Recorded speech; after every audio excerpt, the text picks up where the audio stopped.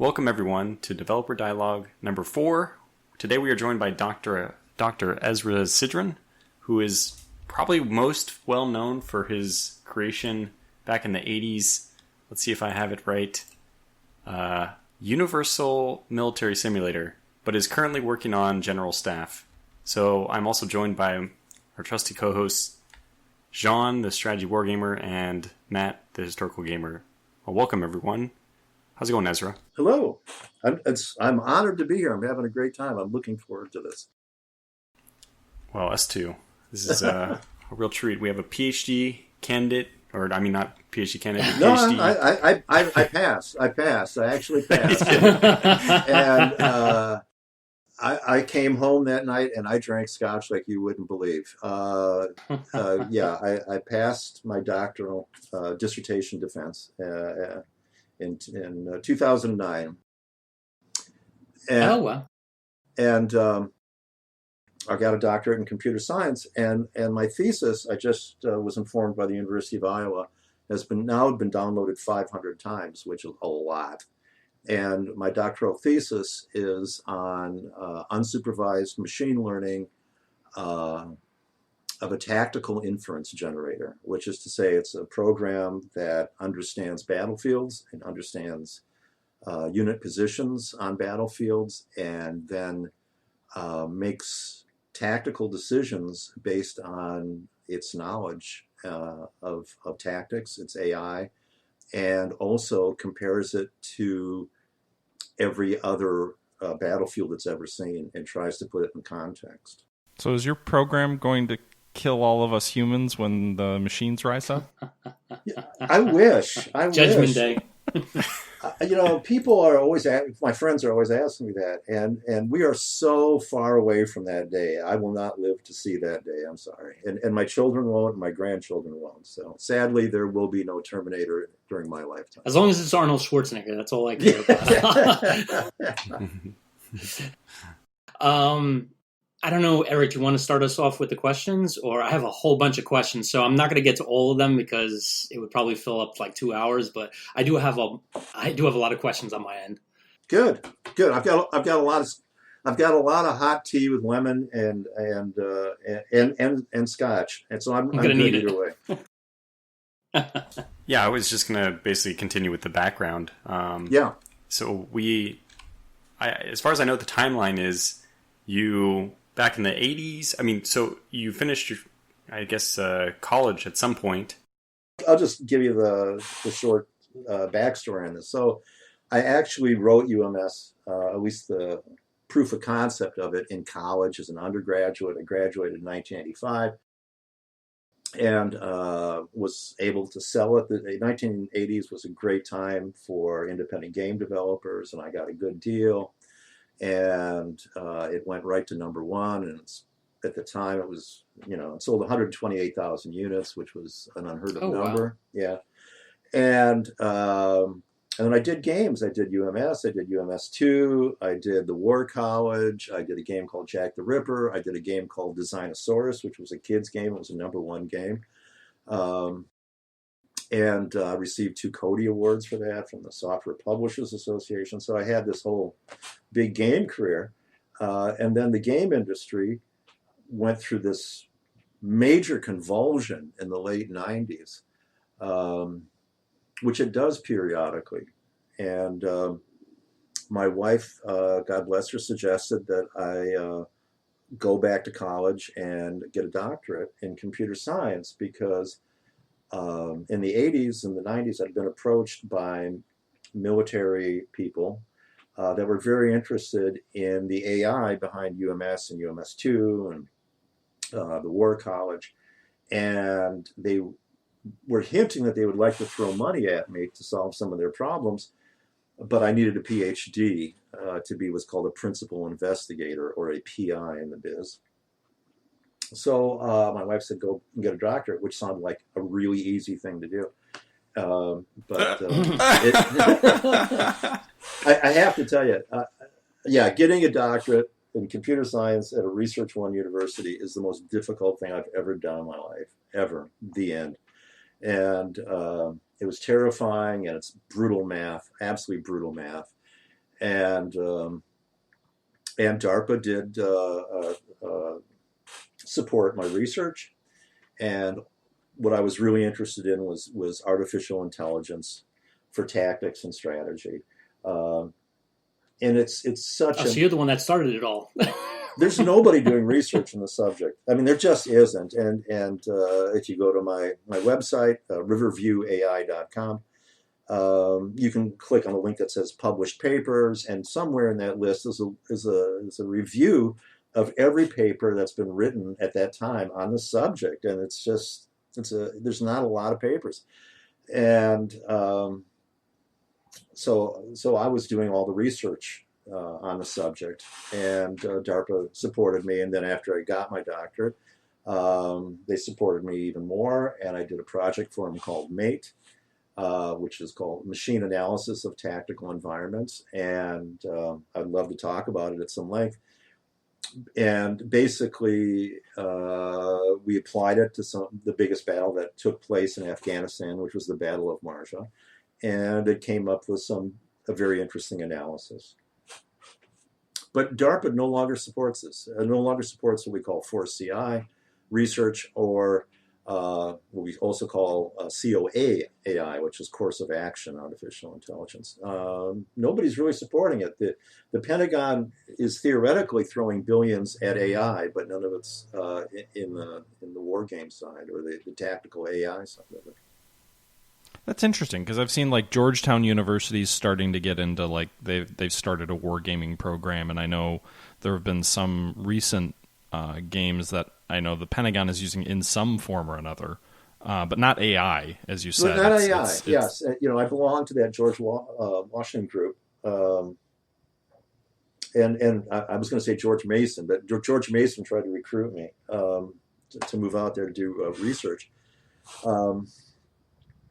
But I know the George Mason group, or George Washington group, and that's a very good group. But what I'm talking about is AI. So yes, there's always been a part of the military, and you know this perhaps better than I, going back at least to the 18th century. And I'm talking the British military, the French military, the German, Austrian, American. We've all done war games. In fact, I just read a great book called A Game of Birds and Wolves by Simon Parkin, and it's about a war game that was done to come up with new anti-submarine tactics at the height of the Battle of the Atlantic. So there's a long tradition in the military, and to do war games, and even to use war games as simulations, and even to use war games as test beds. But there is no equivalent history in doing AI research. I'm kind of curious, since you put a lot of work into AI, your upcoming game General Staff, I'm assuming the AI in there is going to be quite challenging then. Well, I don't really know. The AI will be, frankly, I'll tell you straight up, it's the military. It's the AI that DARPA paid for. It's the Tiger MATE. Tiger stands for Tactical Inference Generator, and MATE is Machine Analysis of Tactical Environments. So it's basically the AI from my doctoral research combined with the AI from a DARPA project. And theoretically, it'll be the greatest AI in the world.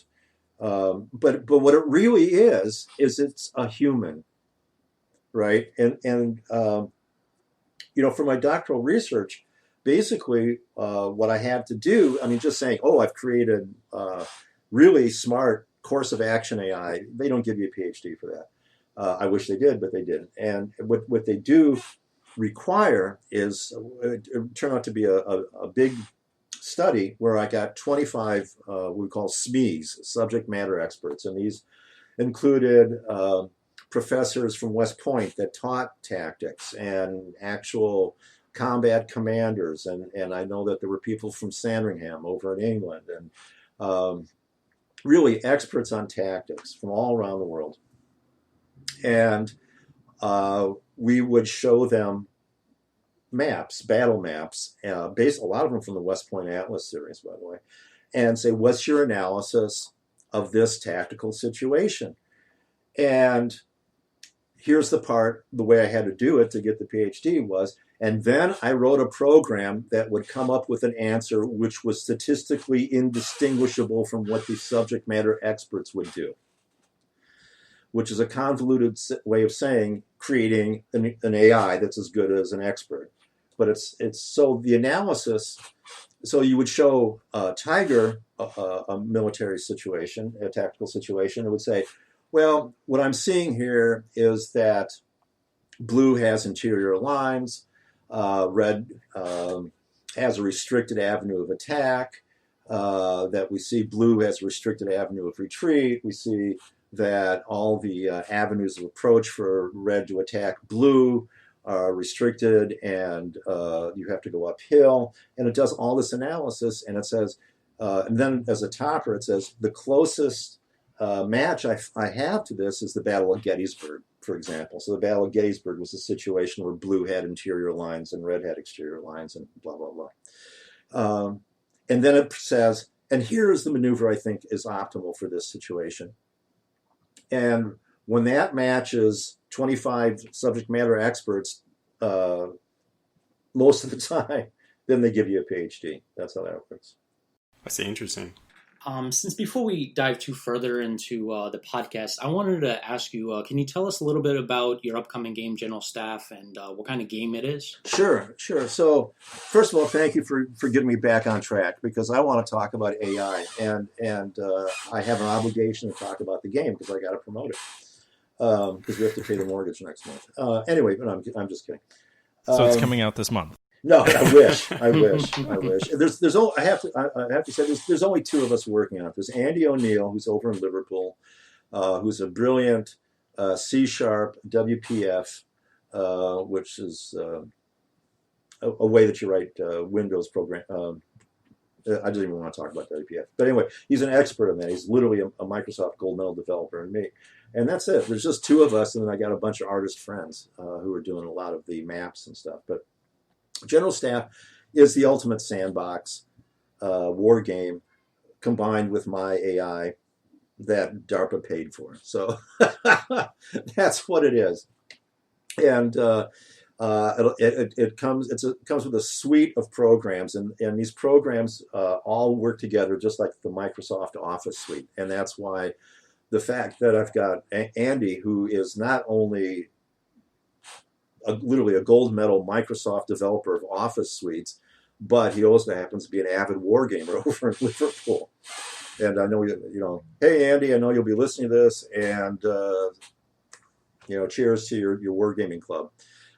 They mostly play miniatures, by the way, over there. Anyway, so the whole idea is we've got a program which is the Army Editor, and this allows you to create any kind of 19th century or 18th century unit. It's very simple. I've got videos up on YouTube that you can get to from the site, which is general-staff.com.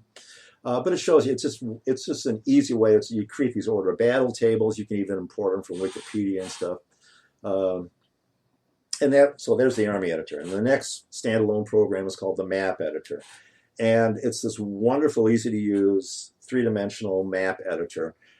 It supports digitizing tablets for those of you who can draw. I can't. We have artists who can, and I've seen them use it, and it's just fantastic. As you press harder on the stylus, the river gets wider. It's really impressive. Anyway, so that's 3D. You can actually import Google Maps, and I actually import a lot of West Point Atlas maps, and I point Library of Congress maps. And then you can hook this up with the Google 3D elevation, and then you have to add the terrain and stuff. And then the next standalone program is called the Scenario Editor, and that allows you to take any map and any two armies that you create in the Army Editor and put them together and position them, and then that creates a scenario. And then there's the AI Editor, which is something that I'm using right now to create the AI and test the AI. I don't know if that will be available to users or not. Probably. I'm the kind of guy who goes, yeah, you want a copy? Here's a copy. And then there's the actual game, which we call the game engine, that actually takes a scenario created in all those other programs I just described, and then you play a war game with them. And the General Staff will ship with 30 scenarios created with all those things. And there'll be two pricing tiers. The people that did the early backing with Kickstarter those guys will get everything for a very low price. And thank you very much. And on Steam, it'll be either just the game engine and the scenarios or the whole schmear. And if you're the whole schmear, you'll pay a lot more for it. So there, that's General Staff. Please ask me questions. I mean, it sounds really open to a lot of user-created content. And I honestly do think that a lot of good or even great games become, great or exceptional if they allow users to help them make the content. And basically it just becomes almost like an open source project at that point. So it sounds like it's really going to be, because people will be able to make their own scenarios. They'll be able to make their own army. People will be able to do whatever they want with it, it sounds like. I mean, as you said. Yeah, absolutely. And I remember arguing for this concept back in the 80s. To my game publishers, because nobody believed it. It didn't make sense. It was counterintuitive. Look, if they can make their own scenarios, why are they going to buy them from us? Well, because, we're going to do packs of them, and we're going to have, historians do all the research, and we're not going to sell them for that much, and it doesn't matter. Trust me on this one. Yeah, I had to fight all the time. But all my games have been sandbox games, except, thank God, for Jack the Ripper. That was not a sandbox game.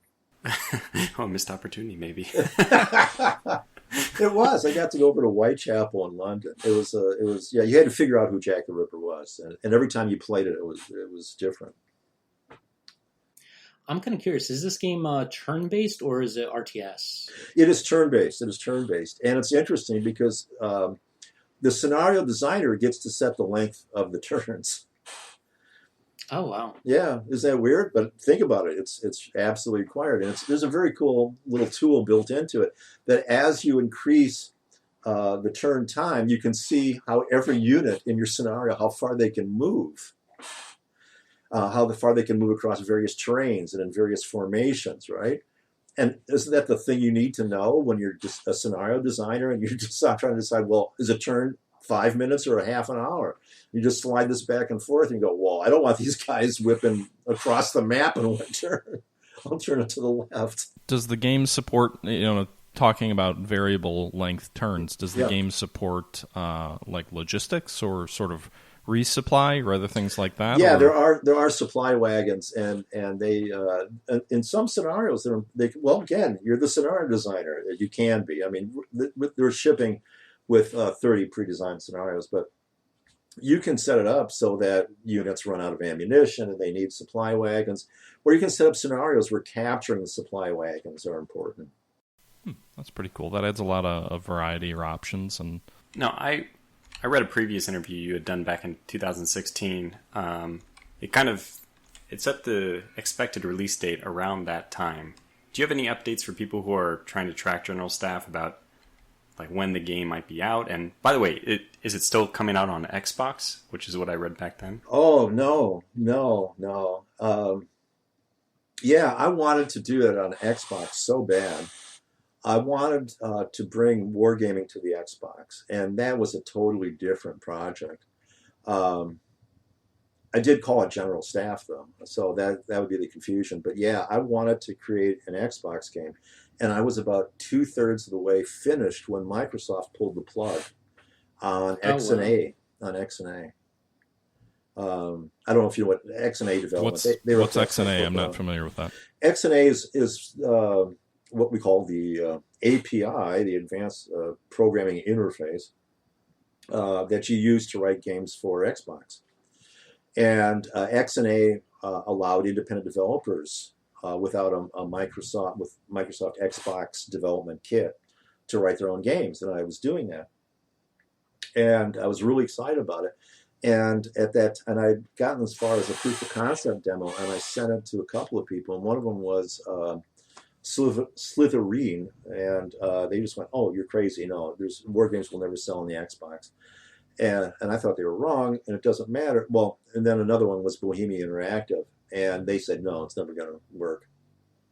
And at that time, about that time, Microsoft pulled the plug on XNA. So I was like, oh, geez, what am I going to do now? And so I said, okay, I'm going to rewrite it for the PC, just using C#, but XNA was no longer an option. And that also meant I got to increase the resolution, because the resolution of the Xbox is 1024 by 768, and the resolution on a PC is obviously however good a monitor you have.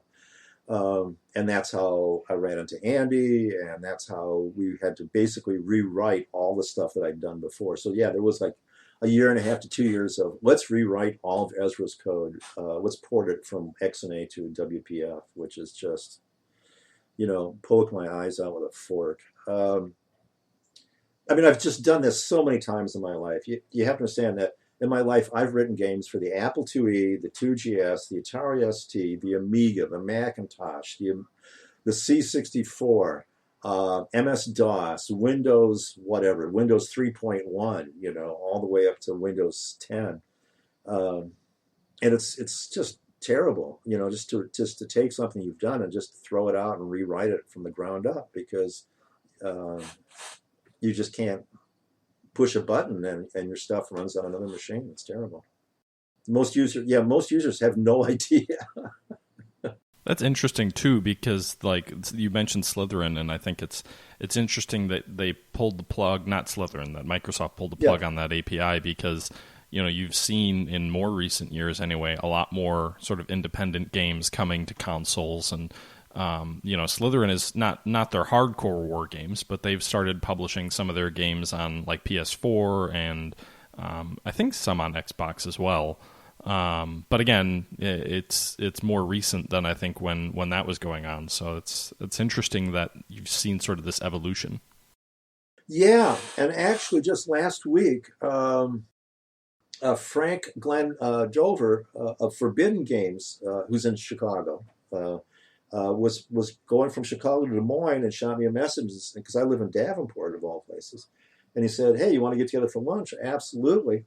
And we were talking about that very thing. And he's got 2 new games. I'm going to put a plug for you. He's got a Civil War and a Napoleonic game that he's partnered up with Slytherin on. And he said good things about it. Interesting. Yeah. And I'd give you the titles if I remembered them. And I'm sorry. Going back to general staff, I'm kind of curious. So we can make tactical scenarios and battles. Yeah. I was kind of curious. Is there a strategic component to the game?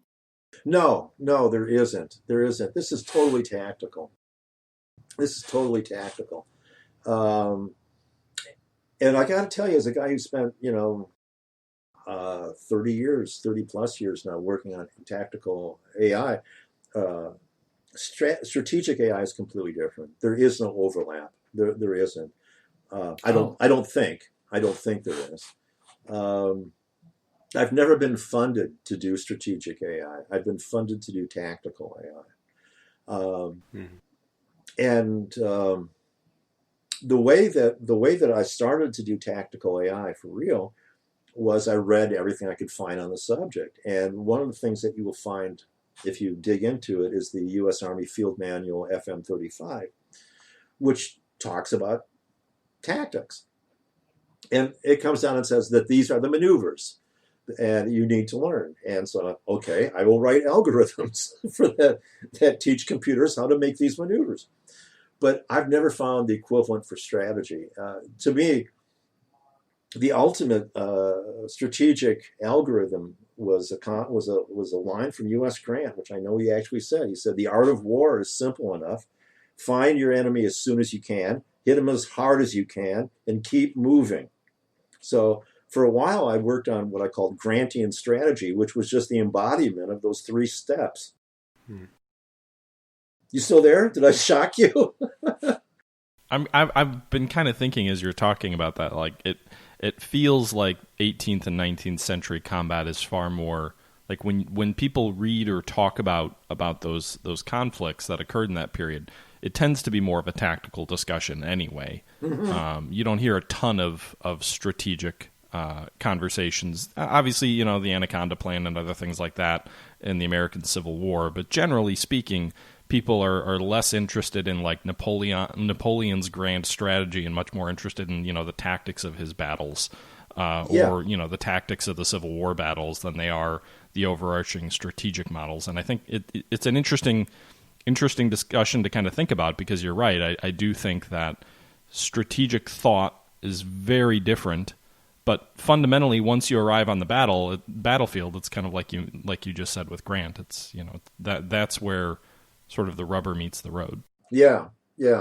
I just finished rereading. I mean, we're all in a pandemic, and what do? You read a lot, right? And I just reread Porter's Campaigning with Grant recently. Actually, I remember the reason why you're saying, oh, why weren't you working on the game, Az? It was, we also, I live in Iowa, we got hit by that incredible windstorm, and we had no power for a week. We had no power for a week. And, wow. And a 100-year-old maple tree, okay, I'm sorry, maybe you've seen this picture or not, fell on my 98 Cobra. Oh, no. Convertible. Oh, yeah, Oh, yeah. I'm sorry. Ouch. Yeah, and here's the Jeez. thing is I moved it from where I normally park it because I was worried about walnuts falling from the walnut tree. So I moved it over and the maple tree fell on it. And it's now, yeah, absolutely true. And it's now at the second body shop where they are telling me that they think they can fix it for $10,000. Beautiful, beautiful yellow, chrome yellow Cobra. But anyway, I'm sorry, I digress. So a week without electricity or anything. So I'm going through, what I want to read, off the shelf. And I've got a gigantic collection. I pulled that book. And so I'm reading about Grant during the Wilderness Campaign. And his strategy was very simple, which was, I'm going to try to get Lee to fight me in the open. And if he doesn't, I'm going to keep outflanking him. And I'm going to keep outflanking him. I'm going to move by my left. I'm going to move by my left. I'm going to move by my left until eventually he's stuck trying to defend Richmond and Petersburg. And I will move by my left and I will surround him and he will either flee and I will crush him, or he will stay and he will be besieged and he will die that way. Either way, the army will be crushed. And it was just an absolutely optimal, I can't say optimal strategy, but it was a solution that was absolutely guaranteed to give him the results that he wanted. Yeah, no, and I mean, I'm not minimizing strategy based on my earlier comment. I just think when gamers anyway think about the Civil War, they're more interested in, refighting Gettysburg, not necessarily refighting the maneuvers that led to Gettysburg or sort of the overarching strategy that was occurring in the campaign, right? Yeah, that blows me away when we look at the size of Grant's headquarters staff, which was nothing, a handful of guys, or Napoleon's staff, what you call the household, right? These were small by modern standards, and yet they controlled and maneuvered armies of 1 million men scattered over 1,000 miles. It's astounding, really. And they did it without radio, without telegram. Grant had at least a telegraph, but they didn't have radio.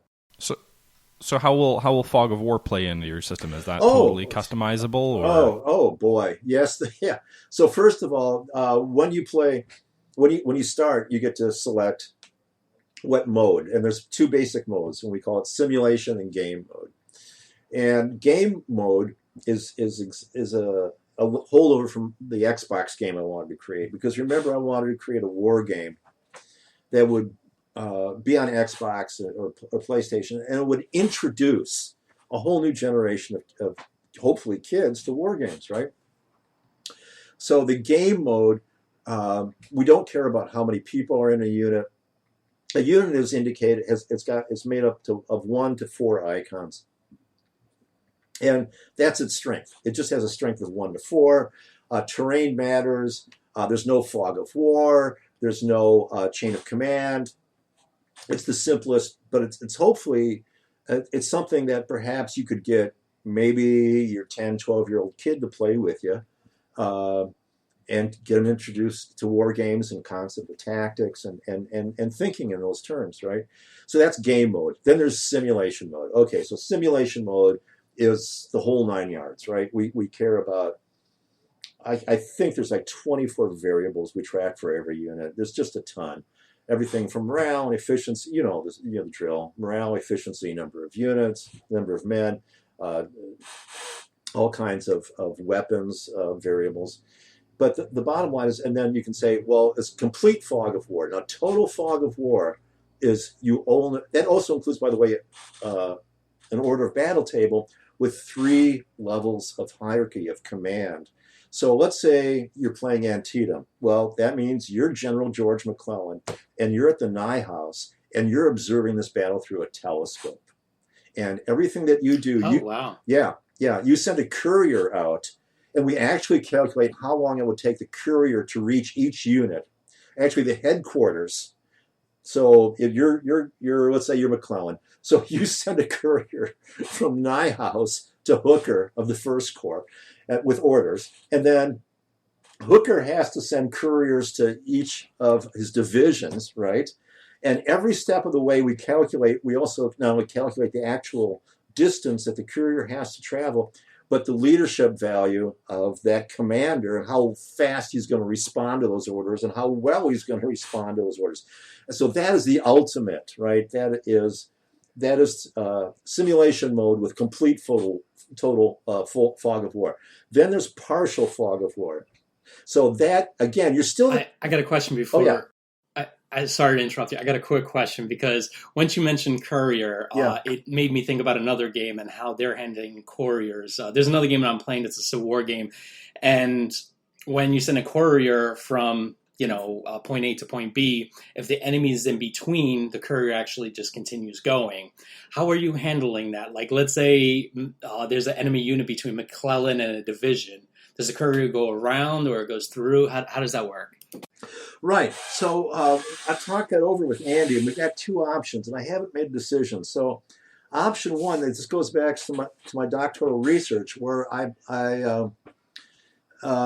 when you get a PhD at a Research One university, there's three major tests you have to take, and one of them is called the qualifying exam. And the qualifying exam that I did was on optimal least weighted path algorithms, which has to do with like when Google, or when you ask Google, how do I get to the grocery store? That's a least weighted path algorithm. And except I was interested in least weighted path algorithms on the battlefield, and I was interested in least weighted path algorithms that also wait for not being seen by the enemy and not being killed by the enemy. So I already created those algorithms that will allow a courier to go from point A to point B without being seen or being killed. So, okay, we have that option. So Andy and I were talking back and forth about this, and he was thinking, I think we should use those algorithms. And I'm thinking, well, I just read Porter's book about Grant's general staff, and they're sending dispatch riders all over the place, and they're hardly ever getting killed. I say we just send them. We just send them on the fastest algorithm, right, which uses roads and stuff. And, they don't die that often, and I don't want to worry about that. So we haven't made a decision about that. So if we can put in the weighting to avoid enemy, what we call ROI, range of influence, or not. Well, if it's McClellan, you don't have to worry about couriers at all because he's never gonna attack anything more than he originally ordered anyway. Now, there was one particular incident where Porter takes like half a dozen or a dozen cavalry men with him, and because Grant ordered every 30 minutes, I want to dispatch from this section of the line, and he did. So every 30 minutes, he'd send another cavalry guy back with the situation. So. I don't know how I feel about that. I mean, to your question, it's easy to watch a game that demonstrates couriers moving across a map and say, well, it's they're moving through the lines, but the alternative is that like these are individual guys.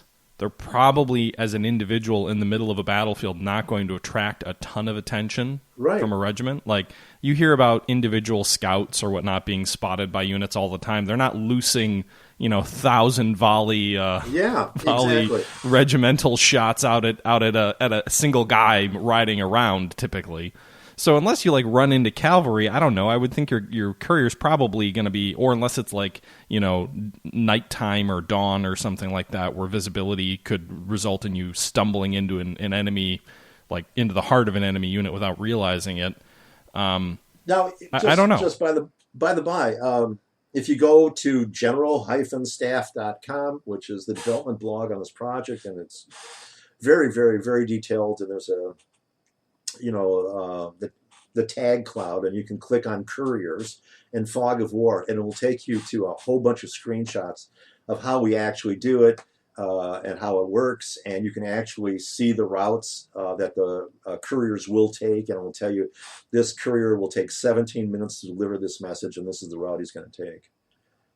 So we do all that. That's pretty cool. Yeah. Yeah, I think that's an interesting element with these kind of games. Is a lot of games have fog of war. Only a handful of games I feel like have ever visually represented couriers or even modeled couriers in any sort of meaningful way. So I think that's pretty cool to see that you guys are planning on having that as an option. It is an option, and that's how I decided to do it. I mean, it goes all the way from you want the total experience. Okay, you're McClellan. This is what you can see. And after that, you're getting reports and you're sending messages, and that's basically the way it is. And you can see your units on the map, but that unit position might be 30 minutes stale. It might be an hour stale. If it's not directly observable by you, using a 3D line of sight algorithm, then you're working off of stale information. And that's the way it really was. And so and you also mentioned like when an order arrives with a unit, is the unit responding to those orders based on the personalities of the leader? And if so, are those personalities editable as well? Like how if I'm creating my own scenario, how do I create my own version of Hancock or my own version of so you go into the McClellan? Army editor, and the Army editor has, it's a typical order of battle table. So you've got, let's say you have Hancock. So let's say we got McClellan. I have to tell you, so this scenario, I just did an Antietam scenario, and I think I gave McClellan like a 63% for leadership, and even that was generous in my opinion. But okay, but at some, and I got to tell you a story about that. I'm sorry, I'm going to go off on a tangent. This is Dr. Ed Bever, who is a name you probably don't know off the top of your head, but Ed Bever did all the game designs for Sid Meier in the early days of Microprose, and he did Decision in the Desert, and he did Crusade, and he did all of Sid's war games. He was the designer, and Ed Bever and I worked on a game together. And I remember calling him up, and I said, "Well, I've done this research, and I don't know what is the exact strength of this core, whatever it is. I don't remember it. And I said it could be this, it could be that. And he said, I'm not 100% sure." And Ed Bever, I remember, I'll never forget this, he said to me, "Well, as you're the expert on this now, whatever you say goes." So that's what I say to you. You're the scenario designer. If I think it's X and you think it's Y, here's how you change it. I'm not going to argue with you. I've got a fairly good library. I've done a lot of research, but I'm certainly not going to fight you to death on this one.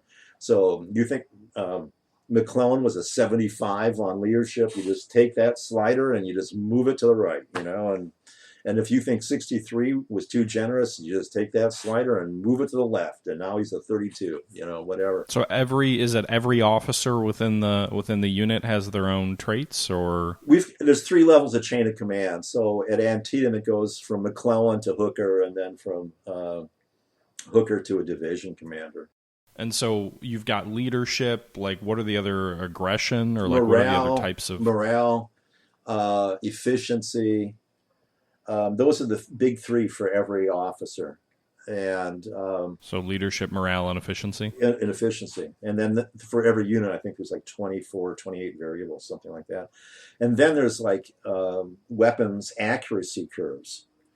So what's the accuracy curve of an Enfield musket at this range? It's a curve.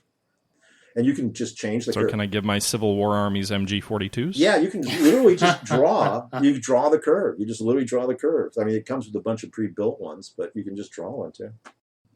With a mouse or Is leadership more or less aggression then? Like higher leadership means they react faster, or is there Yeah. Well, higher leadership basically means you do what you're told. I see. Is there a way to like tell people to be more aggressive or less aggressive? Like if one of my subordinates thinks I'm not being aggressive enough, they might take their own action. Well, I think in that case, that would be a lower leadership. They would be less inclined to follow their orders as written. Mm-hmm. I see. I'm kind of curious how roads and terrain affect the battlefield? If I have a unit kind of using roads, would they move faster? Or climbing a hill like Little Round Top, would they start moving slower?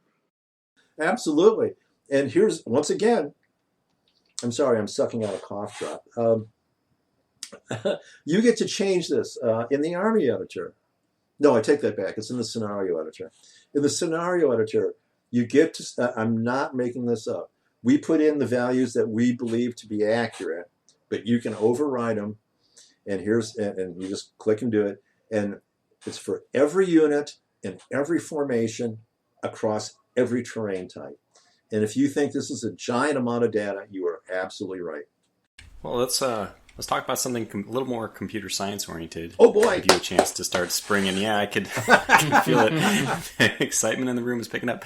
Well, hopefully for our audience as well. But like least weighted path algorithm, if you're modifying this by, if you're doing this, but then also modifying each, I don't know, segment. First of all, least weighted path assumes that there's paths. So you're defining you're no longer on a continuum, right? You're discretizing the map.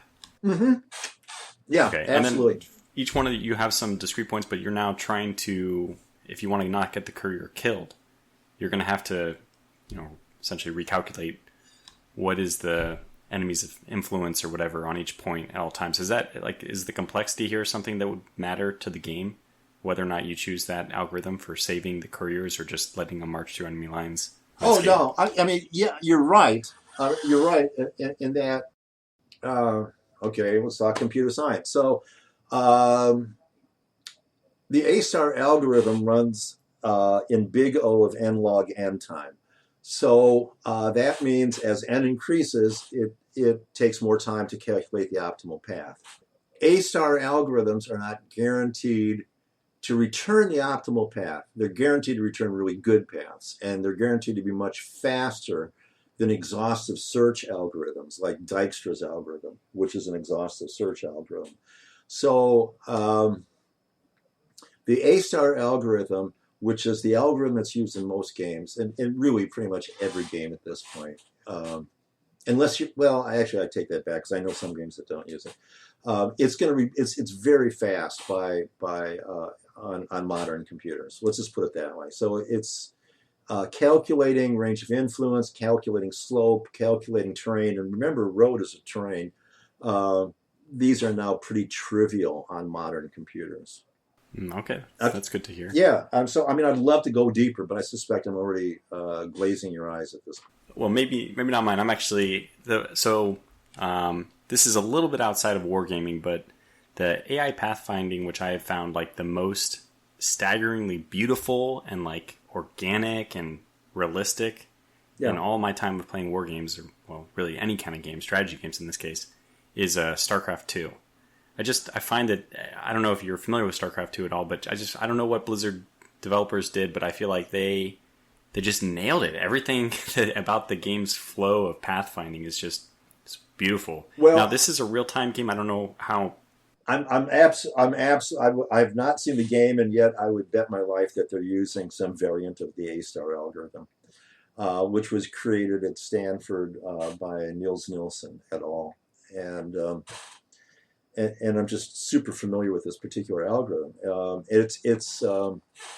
And again, it's an algorithm that I'll just wax poetically about. You can actually go to websites and you can see examples of this algorithm working in real time. You can see how it tries to find its way around obstacles and stuff. It's a thing of beauty. But it's not an exhaustive algorithm. An exhaustive algorithm, which is this guy named Dijkstra from the University of Illinois, came up with the first pathfinding algorithm. And it's an exhaustive algorithm. It literally is calculate the least weighted path from every point to every point. My God, so as n gets bigger, as your map gets bigger, the time to calculate just ramps up, just becomes extraordinarily expensive. It becomes too expensive. And A-star is very intuitive, and it's very, very quick, but it doesn't look at every conceivable possibility. And if it's running, under the best of circumstances, it might not only look at maybe 10% of possible paths. if that makes any sense. If you're going east, it doesn't look west unless it finds itself totally blocked. Then it starts backtracking. But yeah, yeah, that makes sense. Yeah. So, and then I guess that trying to move it back more towards tactical AI, since I think that's the real bread and butter here. Yeah. So my version of AI, tactical or strategic, is really just everything is game theory.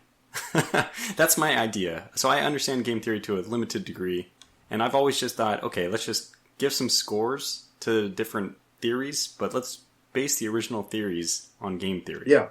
So I don't know. Is that an accurate way of viewing it, or what's your expert view of what is the difference between game theory and the AI, the tactical AI that you're implementing? Wow, that's a great question. Okay, so I studied a lot of game theory in grad school, and it's all I can say is it's not how I wrote my tactical AI. So the way I wrote my tactical AI is first I looked at the U.S. Army Field Manual FM35, and it said, believe it or not, and this will put you guys back on your heels for a second. There's only 5 offensive maneuvers. There's only 5 offensive maneuvers, and they are the envelopment maneuver, the turning maneuver, the infiltration maneuver, the penetration maneuver, and the frontal assault. And that's all there is. And who am I to argue with Army Field Manual FM35? So I wrote algorithms that will implement those 5 maneuvers. And I have a published paper called Implementing the 5 Canonical Offensive Maneuvers in a Computer Graphics Environment, or a CGI environment. So that's it. So there's your template. Those are your football plays, for lack of a better term. That's how I sold it to my dissertation advisor. I said, these are football plays, right? We all know what a sweep right is in football. Okay, well, that's a turning maneuver, you know. We all know what the fullback up the middle is. Well, that's a frontal assault. And so then I wrote algorithms that would basically take this template and apply it to a tactical position. And then from its machine learning analysis of the battlefield, it would select one of these 5 maneuvers and implement it. I see. Yeah. So is this this would then, I mean, there's this big distinction now. I mean, AI has become huge in the last 5 years, right? So, but a lot of what people are trying to get going is unsupervised learning. I suppose that this would fall under supervised learning then? Oh boy, am I glad you asked that question. You have no idea. Okay, this is a question that never comes up. There are 2 types of machine learning. There's supervised and unsupervised, and everybody is familiar with supervised learning, even though they don't know it. And a classic example... Yeah, like Excel spreadsheet. Well, yeah. A classic... regression, right? A classic example of supervised machine learning is really the horrible Netflix recommendation. Oh, you watch Sound of Music, therefore you will love Das Boot. Right? I mean, they both got Nazis, right? So there's a lot of reasons. There's a lot of reasons why supervised machine learning inherently sucks. It just does, and there's reasons for it. But you are teaching it. You are constantly. But whenever you order something on Amazon, whenever you play a song on Spotify, you are the teacher. You are the supervisor of the machine learning. Okay, unsupervised machine learning, which is what I'm really excited about, which is what I'm doing and what I'm interested in, and probably makes up less than 5% of all machine learning. Starts off completely different. It has no preconceived ideas. It says, here comes a whole bunch of data. What can I make out of this? What comparisons? Do I see this object is like this object? Is this object like that object? How do these objects relate to each other? Do these objects form clusters? So it's in my opinion, unsupervised machine learning is extremely powerful. Supervised machine learning, well, when it's bad, it's Netflix. When it's good, I don't know. Give me an example of good supervised machine learning. It's supposed to be great for sorting fish coming down a conveyor belt. No, really, it's supposed to be. But yeah, it's like, oh, there's a tuna. There's another tuna. I see. So you're actually saying that this is unsupervised, as in your algorithm, which it started blank, and you gave it some weighting, it needs some kind of score to know whether it's doing something good or not, so it can start moving towards something better, I assume, right? Is that, maybe you can explain this. Do you define a score? No. So it doesn't use a, understands? what you're talking about is a heuristic, and no, unsupervised machine learning doesn't use a heuristic. What it does use is it wants to put like with like. It wants to cluster things, right? When unsupervised machine learning is given many objects. These objects can be anything. But for us, an object is a battlefield. An object is a battlefield. It's a map. It's armies. There's terrain. There's elevation. There's all kinds of other variables, but we're just going to call it one object. And this object has many variables or many descriptors. And I like to think of it as a pachinko machine. I know this is crazy, but this is how I think of it. So this is conveyor belt, and these objects are coming down, and it's going down in this pachinko machine, and it goes and it ends up in a node. Now the next object comes down, and when it sees the next object, it says, is this object like something I've ever seen before? How similar is it to the objects I've seen in the past? How similar is it to the object I just saw? Should I take this object and combine it in a node with that object? Should I take this new object and put it in a separate node? Should I take this new object and combine it with the old object and this object to make a new node? You get the idea. There's only 5 things it can do. And at the end of the day, after it's received all these objects, it's sorted them, it's made sense of these things. And then you look at these nodes and you go, well, this node contains all the battles that look like the Battle of Gettysburg, for example, right? All the battles that are in this particular node are battles where the defender has an interior line, it's on an elevated ridge line, it has no restricted avenues of retreat, all these other variables. And that's what's in that node. And then we go over to another node. What's in this node? Well, this node looks like, I'm going to say, the Battle of Fredericksburg, where the attacker has to attack across very restricted avenues of approach, So that's how unsupervised machine learning looks at a different problem. It's into clustering and classification. It's a classification and clustering system. So when it clusters, let's say you identify a situation, or it has identified a new situation is very similar to Gettysburg. Yeah. Does the AI assume that the response at Gettysburg is correct and then does the same thing? Or how does it know how to act? Right. So it groups things correctly, but how does it know what is the optimal response or course of action? Because now when it plays a scenario out in general staff, it has the results of the battle. And unfortunately, the results are a numerical value, a negative or a positive.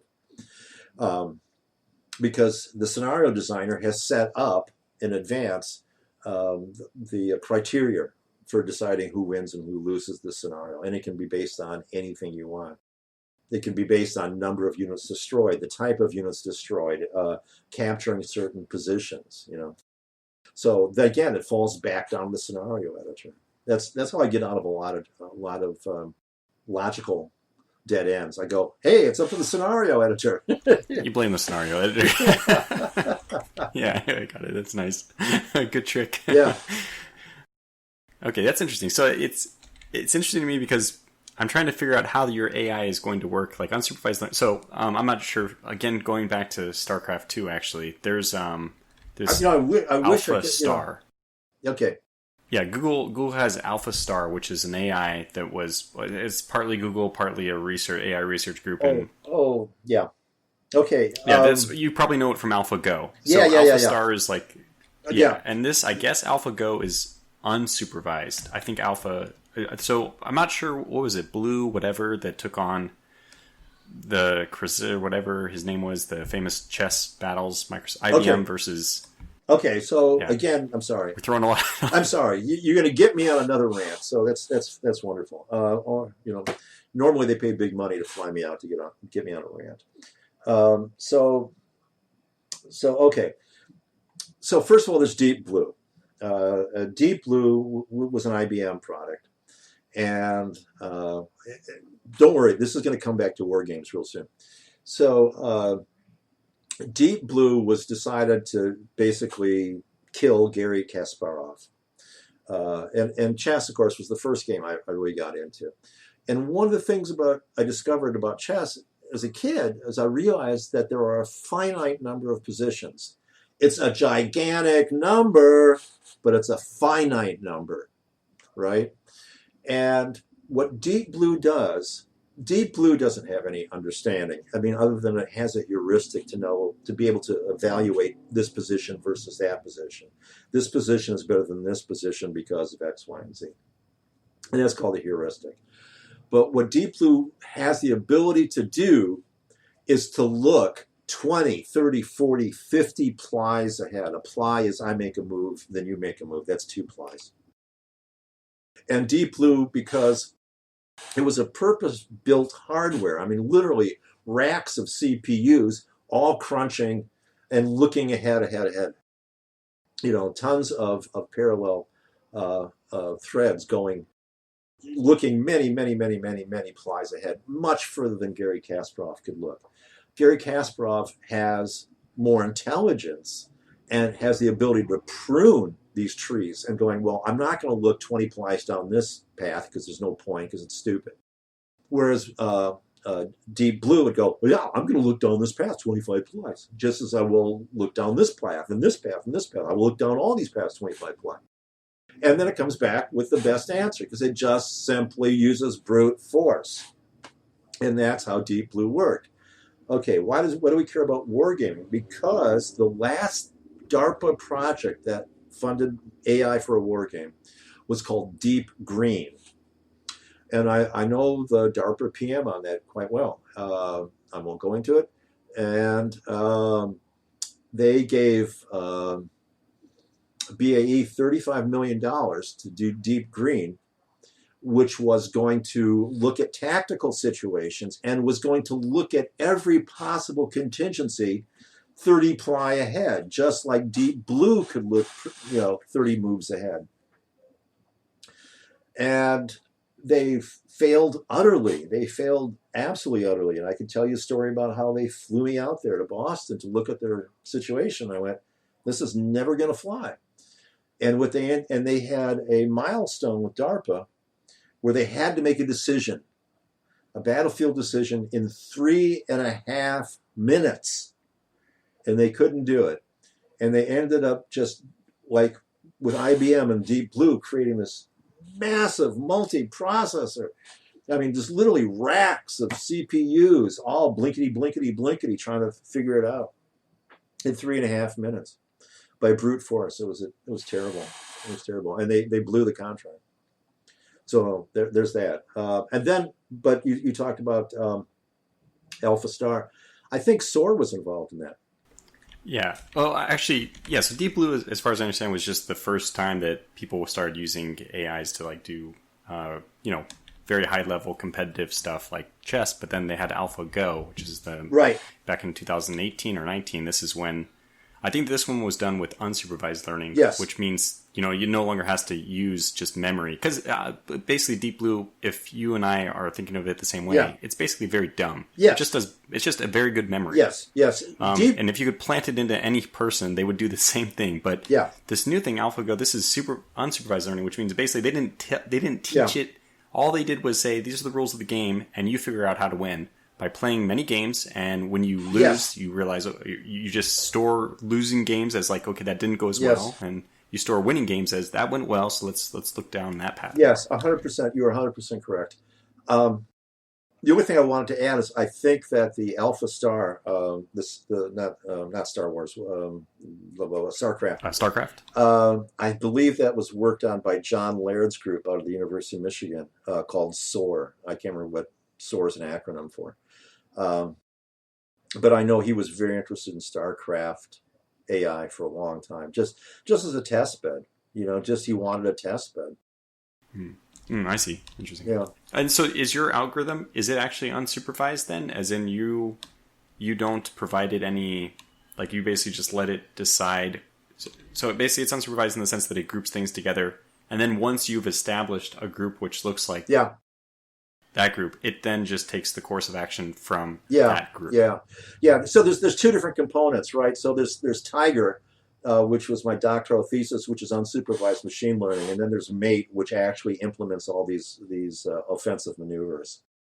I'll let you in a secret, by the way. If it can possibly pull it off and it's on the offensive, it will always do an envelopment maneuver.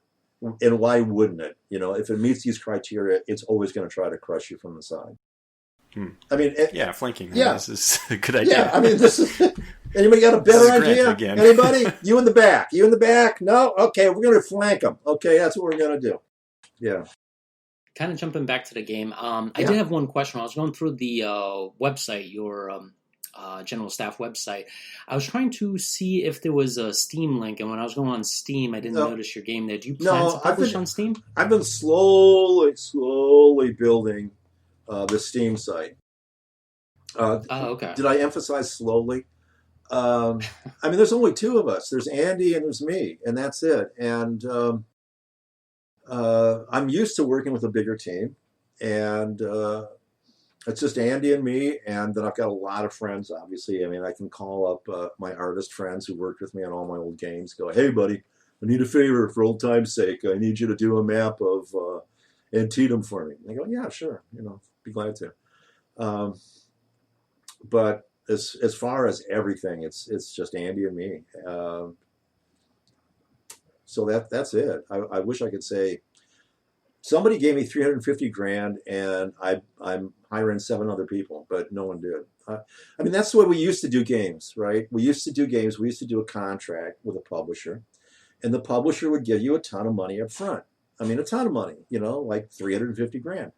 And in return, they would take 85% off the back end. And that was 85% if you got paid, And I never got paid in full off the back end of any deal I've ever done. And I don't think any independent game developer ever has. So, I mean, this is the first game I've ever done that is 100% me and not with a publisher. If it was a publisher, this thing would have been done a year or two ago. And it would have been a much bigger team, I'm incredibly fascinated by it. I don't know, Jean and Matt, I don't know, we might be running out of time, but if you guys have any other things to say, but I just want to say I'm definitely going to be following General Staff with avid interest, and I hope that you certainly contact us if there's... Yeah, general-staff.com, general-staff.com. Yeah, General Staff. I do have one... Yeah, I have one more question. That's I skipped a few, but I did have one question that I'm very interested in hearing your answer. Sure. A lot of Steam games are coming out now that are being published on not only Windows but Linux and Mac. Mm-hmm. Are you planning to do a multiple OS release? No, I'm not, and that's not to say it won't happen. I'm not interested because. It would have to be somebody else. Somebody would have to come to me and say, hey, I am a Linux guru, and I'm going to rewrite all your C# WPF code into, C# for Linux or C++ or whatever. And I would say, go, my son, and go with God. And I've done projects like that, but I don't have it in me to rewrite this for another operating system. Somebody would have to do it. Yeah, I mean, I really need to. I don't need, but I think as far as full disclosure, I did say this in my Kickstarter, and I did say this at the very first post of General-Staff, which was, I was teaching at the University of Iowa in 2014. I was teaching game design, computer game design, and also I was teaching CS1 and C# and stuff like that, program. And having the time of my life. And I was diagnosed with this very rare and usually fatal cancer. And in 2014, I had a bone marrow transplant. I was in the hospital for 32 days, and I had a year of chemo. And I got I couldn't teach, and I'm still not strong enough to teach, not the way I like to teach, which is jumping up and down and running up and down the classroom and getting everybody excited. And I just don't have that energy anymore. I don't have it. So I found myself in 2016 unemployed, financially wiped out, and having to do a game. And the first thing I started working on was a dinosaur game, because I had a #1 game in 1987 for Britannica software called Designosaurus. And it was a very involved dinosaur simulation. And I thought, hey, this is cool. I love dinosaurs. And I did a lot of research, and I worked on it. It was a 3D dinosaur game. And I was about 80% done with it when this other group on Kickstarter came out with this big 3D graphics dinosaur game. Unfortunately, they had no gameplay and they had no AI, but they just sucked all the air out of the room. So I had to stop that, and I said, well, what else do you do? Well, I do war games. Okay, let's take all the work, all the research you did from DARPA, and put it into this new war game. It was like, okay. And first, well, it's just me. I'll just do a simple game. I'll do it on the Xbox. Well, that didn't turn out. So now it's like, okay, as you got to do your typical gigantic sandbox ultimate war game, because that's what my fans like. They want an incredibly detailed. They want the most detailed sandbox war game imaginable, where they can change any variable. If you think that the accuracy of an 1861 Enfield at 892 meters is 22%, then here's where you click to check it, to change it. It's that simple. I don't want to argue. You guys make whatever war games you want. And at the same time, here's my AI that will do the best it possibly can. And I think it's going to be the best AI ever done for a war game. And that's where I'm at. But it's just me, and luckily Andy and some of my old art people and some of my old music people, and we're doing the best we can. And then this weird pandemic thing hit, which was very strange. But I think that we'll have this game out sometime in the next 6 months. I sure hope so. Well, that's all the questions I have.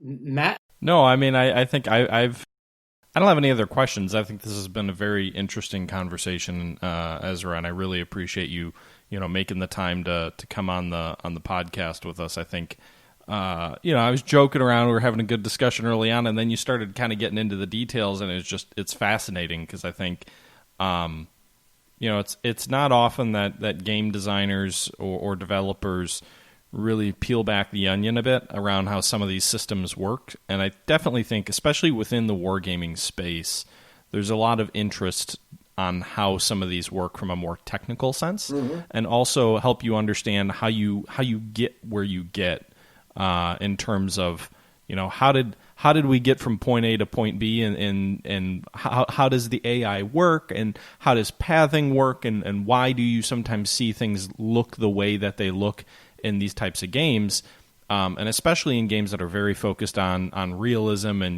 my unit just retreated through my own lines, or the courier's moving through hostile lines, and I think hearing you discuss some of that was pretty interesting, because I don't think pathing is not often discussed in this way, and I to me it was a very interesting discussion. I want to thank you for your time and coming on with us today. I want to thank you for asking me, because this is a subject that I feel passionately about, just absolutely passionately about. I mean, I'm at the point where I'm almost an old man. I'm 66 now, and I have spent the vast majority of my life working on this issue, and nobody else has, or very few people have that write academic papers on the subject. And so I'm all alone, and I want to talk to people about it. I want to be passionate about it. I want to get other people excited about it. And one of the things I wanted to say is I don't consider myself a game designer in this regard. I'm writing a simulation, and I'm doing my absolute honest best to give you, the user, the tools to recreate a simulation, to simulate the Battle of Antietam, or simulate First Bull Run, or obviously I'm Civil War centric. I'm an American Civil War centric guy, but whatever battle that really interests you, and the Battle of Little Bighorn. I've done 4 Bighorn scenarios. One, the historic perspective, One, what if Custer had taken those Gatling guns? What if Custer had taken those extra 2 companies from the 2nd Cavalry? All these different scenarios, play them out, and I want to make it as accurate as humanly possible. I want you to be able to see what Custer saw. I want you to make, frankly, if not the same stupid decision, at least understand why he made that stupid decision. And I'll tell you, when I turned on Fog of War at the Little Bighorn map, which we got, actually was given to us by the Little Bighorn National Historic Park or Battlefield. They sent it to me. It was wonderful. It's an incredible map that was created, that was drawn right after the battle. And you are where Custer is, and you turn on Fog of War and you go, oh, well, you can't see the big village. You can't see, the Red Force. No wonder you made this stupid decision. No wonder you split your force. No wonder you set these guys, Major Reno to attack the village and to send them towards you, because you were going to be the anvil, and why that kind of made sense from what you saw. So I'm into doing simulations. And once you set that as your goal, you can do it. You can do it. You can do all the research, and you can create these detailed maps, these detailed armies, these detailed scenarios, and play what if. And that's what these are. I always thought of them as sort of Excel spreadsheets in 3D. Yeah, I think it's interesting. And I mean, your game is going to be called, right, the General Wargaming Staff. Or General System, Staff. General Staff. Yeah. But it's at least according to your website, you're referring to it as a system. So yeah, a wargaming system. Yeah, I think of it as like an office suite. It's like, oh, here's the army editor, and it just interfaces perfectly with the scenario editor. And here's the map editor, and that interfaces with the scenario editor, and the scenario editor interfaces with the AI editor, and that interfaces with the game editor. It's really fantastic. When I'm working on it, I can go, oh, this isn't right. And I can just bring up the army editor, and I can reduce the efficiency of this unit, and then save it, and it percolates right back up through the scenario. And it's like, oh, there it is. Well, Jean, you're always looking for, something very sandbox and something that you can customize exactly as you want. So, this seems to check those boxes. Unlimited freedom. Just wanted to thank you again for coming on to the podcast, and definitely looking forward to getting our hands on this when the game's ready. Thank you so much. It has been an absolute pleasure. Thanks for asking me. Thanks for inviting me. Thanks for coming on the show. We really appreciate it. I can't wait for this game to come out. Good. I can't wait to get my hands on it. Good. Yeah, Ezra, hopefully you'll let us know as soon as there's any news on it. Or, you can come back on as soon as it's released. We can talk about how great the reception was. I'd love to. And I'd love it if you just call me up and go, hey, this isn't an interview, but let's talk about A-star paths. Let's talk about, three-dimensional I might ask you for some Scotch recommendations. Yeah. You don't know what you're getting yourself into. Because I will.